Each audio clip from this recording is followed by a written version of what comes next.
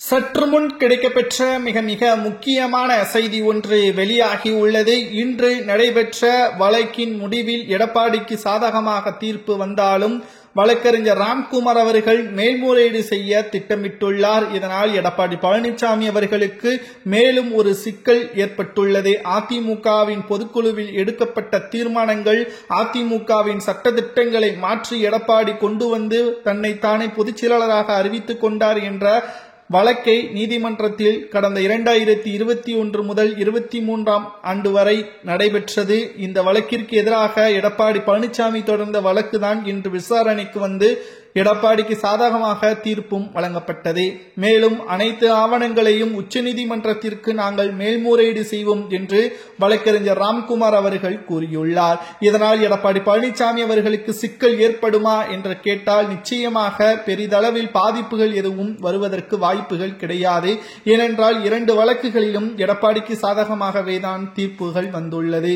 மேலும் அனைத்து இந்திய அண்ணா திராவிட முன்னேற்ற கழகத்தில் எடப்பாடி பழனிசாமிற்கு சாதகமாக தீர்ப்பு வந்தாலும் தொண்டர்களை பொறுத்தளவிற்கு ஓபிஎஸ்ஸிற்கு ஆதரவாகவும் பன்னீர்செல்வம் அவர்களது செயல்பாட்டின் மீது முழுமையான நம்பிக்கை இருப்பதாகவும் தற்பொழுது நம்மால் பார்க்க முடிகிறது.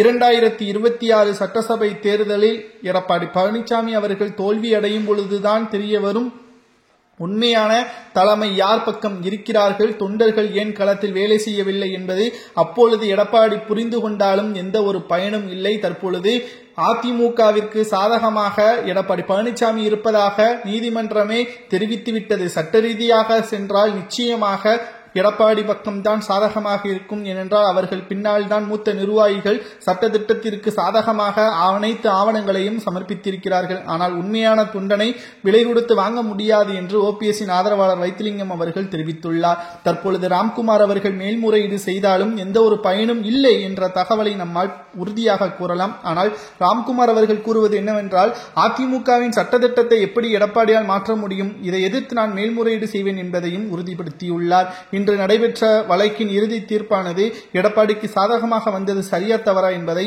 உங்களது கருத்துக்களையும், ராம்குமார் மேல்முறையீடு செய்வதை பற்றி உங்களது கருத்துக்களை மறக்காம கமெண்ட் வாயிலாக கூறுங்கள். எடப்பாடிக்கு எதிராக மேல்முறையீடு செய்வதை பற்றி மறக்காம கமெண்ட் வாயிலாக கூறுங்கள்.